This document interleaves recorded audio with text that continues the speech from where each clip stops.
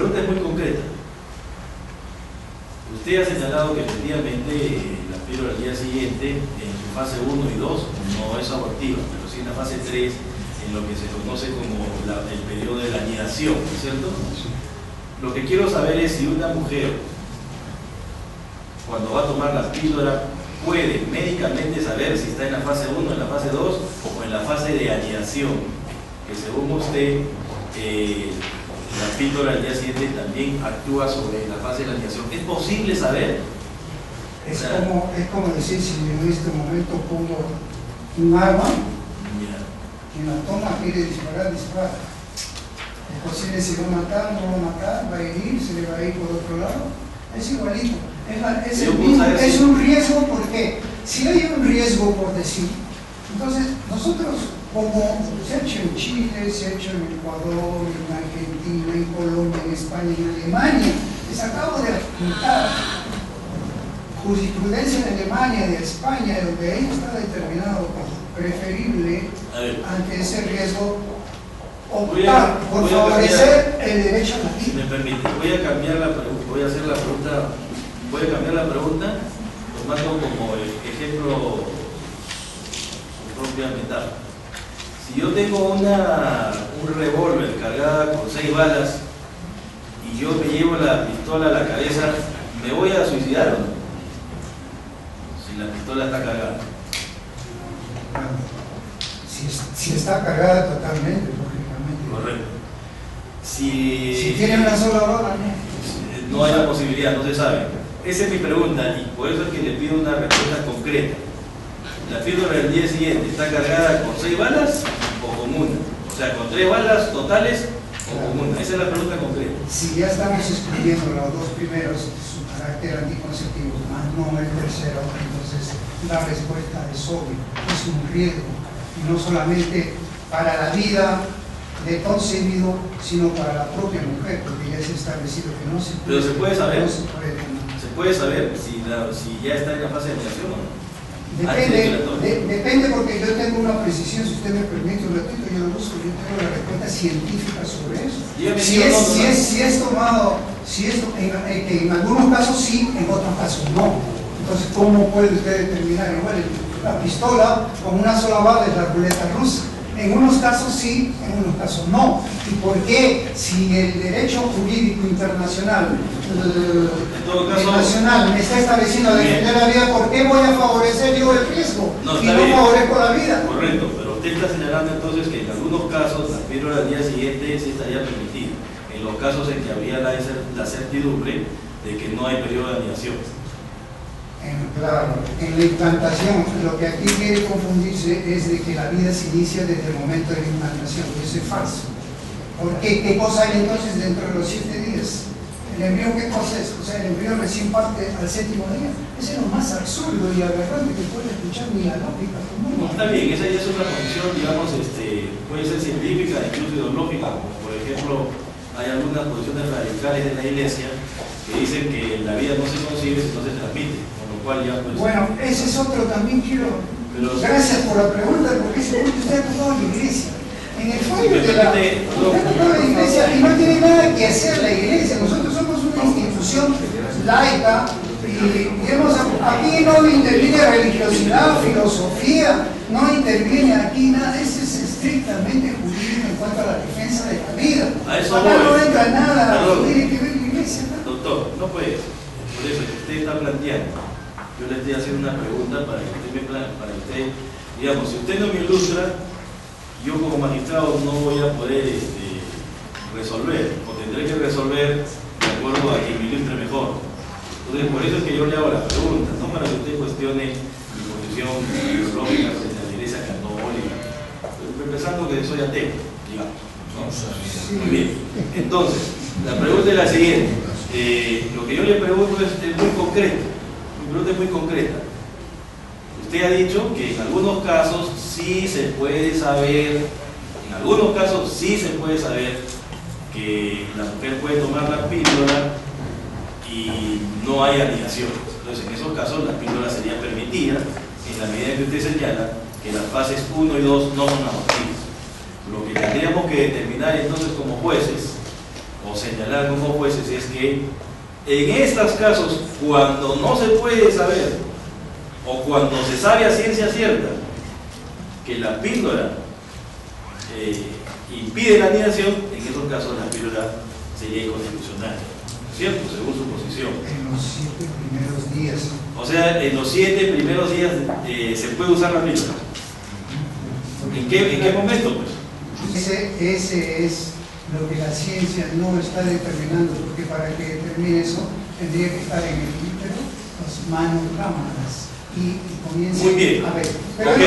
No, espérese un ratito. No, yo estoy preguntando.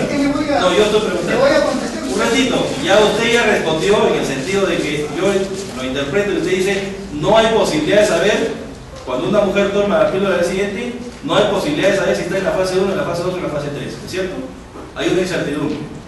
Bueno, pero frente a esa incertidumbre, no solo científica, sino también, digamos, química, como usted lo llama, ¿no es cierto?, genética, en fin, o frente a esa incertidumbre, nosotros como jueces tenemos que dar una respuesta de la perspectiva del derecho. Entonces, por eso es que ahí iba. Vamos a ponernos en el hipotético caso que usted señala, de que no hay posibilidad de saber si la píldora del día siguiente actúa en el fase 1, si está actuando en la fase 1, en la fase 2 o en la fase 3 en concreto. Pero hay que resolver el tema, ya no desde un punto de vista científico, ya sino jurídico, porque es imposible saber en qué fase actúa la píldora. Le hago una pregunta. Usted señala que en el Perú el aborto es ilegal, pero sin embargo está permitido el aborto terapéutico. Pero reconoce el Estado peruano ante la OEA como excepción. Pero ¿Está permitido el aborto terapéutico? Solamente en un caso. ¿En cuál? Voy a leer lo que dice. ¿Aborto terapéutico? Claro. Pero hasta el aborto terapéutico lo quieren reglamentar y poner de 20 causales. El asunto es meter. Ese es otro tema. Es otro tema. Pero ustedes también tienen. El Tribunal Constitucional verá en su momento si las otras causales son inconstitucionales o no. Lo que yo le pregunto es, ¿está permitido el aborto terapéutico constitucionalmente? Bueno, estamos tratando un tema, no el aborto terapéutico. No, le pregunto. Constitucionalmente, sí, hay que seguir. Ya, ¿por qué? ¿Por qué cree usted que el aborto terapéutico está permitido? El aborto terapéutico, el 119, es el único que está considerado. Pero ¿por qué cree usted que en ese caso prevalece la vida de la madre sobre el nacimiento? Bueno, ahora la ciencia ha establecido que ya no es necesario, porque ahora se salvan las dos vidas. La ciencia ha aumentado tanto. Cuando se hizo ese articulado, se tomó en consideración aquellos momentos que había un peligro para la muerte de la madre, por eso se permitió el aborto terapéutico. Ahora no, la ciencia ya ha rebasado eso, ahora se salvan las dos vidas, ahora se salvan los dos. Entonces, según usted, pues el aborto terapéutico también sería inconstitucional a la altura del avance de la ciencia médica. Sí, concluyentemente yo digo que sí. Al avance de la ciencia ahora se está estableciendo. Ahí sí ya usted me deja sin posibilidad de seguir preguntando. Muchas gracias. Muy breve, señor Calle, a ver si nos centramos, porque ni usted es científico, menos yo. Y entonces, de lo que lo he escuchado, habría que suscribir los tratados sobre este tema, haber sido avalados por el Perú. Nos ha ofrecido una cantidad de informes científicos que estamos obligados a leer. Supongo que para usted va a tener a lo mejor el otro nivel de los otros temas científicos que se han aportado aquí. Entonces ya es un debate, ¿no?, de esa naturaleza. Pero el artículo 39 del Código Procesal Constitucional señala que el afectado es la persona que interpone el amparo. Quiero entender que aquí estamos por un interés difuso, ¿no? Ustedes. Ok, la Defensoría del Pueblo tiene una situación y un reconocimiento constitucional en el país. Ya hablamos como abogados y lógicamente con los conocimientos científicos, médicos que usted tiene. ¿Qué opinión le merece el informe defensorial 78 que corre en esa acción de cumplimiento que usted ha mencionado? Muy bien, voy a aclararlo. Brevemente, su opinión sobre este informe. informe. Sí, mi opinión es la información del informe 78, 78, exacto. La acción que usted mencionó. No precisa lo que acabamos de decir. En los primeros 7 días es abortiva. Solamente habla de que ya no tiene efecto después de la implantación, porque por ellos también están conceptuando que la vida se inicia con la implantación, cosa que no resisten los análisis jurídicos. Yo quisiera complementar lo que usted ha dicho, eso, porque tiene que ver con el informe 178. Esta es la OMS, es la Guía para la Prestación de Servicios. En la página 20 que hemos acompañado en el expediente dice modo de acción. No se ha establecido claramente el mecanismo de acción de las píldoras antipositivas de emergencia. Varios estudios indican que pueden inhibir o retrasar la evolución. También se ha pensado que pueden impedir la implantación alterando el endometrio. Sin embargo, las pruebas de estos efectos endometriales son confusas y no se sabe si las alteraciones del endometrio observadas en algunos estudios bastan para impedir la implantación. Entonces dije, deja a que los estados soberanos, de acuerdo a sus leyes, doctor, siento el tema este que, como hemos dicho al inicio, escapa y es un tema científico que tenemos que dar una solución jurídica, como ha dicho mi distinguido colega, doctor García. Yo solamente le digo ahora, y entonces usted desautoriza, no reconoce para nada, invalida, porque el tema es si es abortivo o no es abortivo, si hay vida o no hay vida.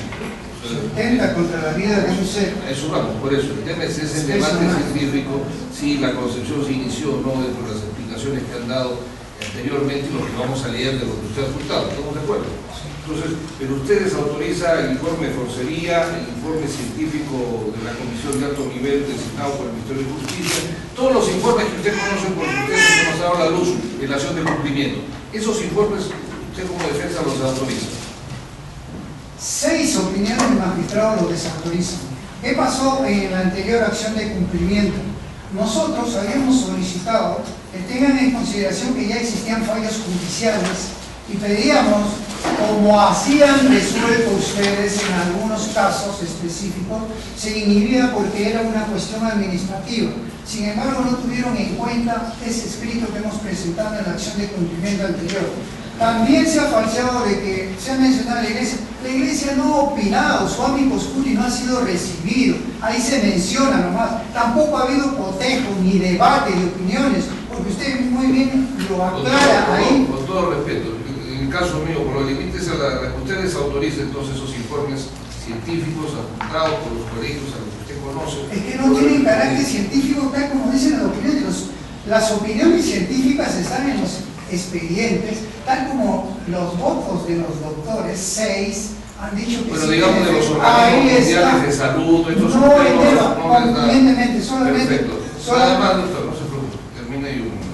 Ahora, para hacer una pregunta, señora Rodríguez. Hay un detalle que me preocupa. Ya está claro que hay, desde su perspectiva, hay una contradicción entre diversos informes con respecto al tercer efecto de la píldora, ¿cierto? Al posible tercer efecto de la píldora, desde su perspectiva.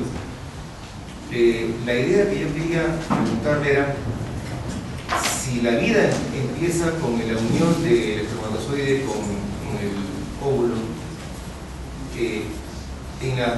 en los dos primeros efectos que sí está reconocido tiene la píldora, daña en algún momento, podría dañar en un momento ese óvulo fecundado. No, es que ya es como decir un poquito con 3 efectos. El primer efecto me retarda la ovulación, me falla, el otro pesa el moco cervical, el desplazamiento es lento, falla el segundo y tiene el tercer efecto. Ese tercer efecto, si ya está fecundado, lógicamente los dos no fallan. Es el tercer efecto que queda vigente para poder actuar. Eso es lo que determina nosotros. Y evidentemente usted ha presentado 6 informes de 6 ginecólogos de prestigio. Mucho más, tenemos como sí, 20 y tantos informes científicos. Pero 20 y tantos. ¿alguna organización de carácter internacional o de carácter mundial? Muchos. Y todo eso está en el expediente y está en los propios votos de... El problema es que aparentemente las organizaciones más prestigiosas o más conocidas son las que informan lo contrario que usted.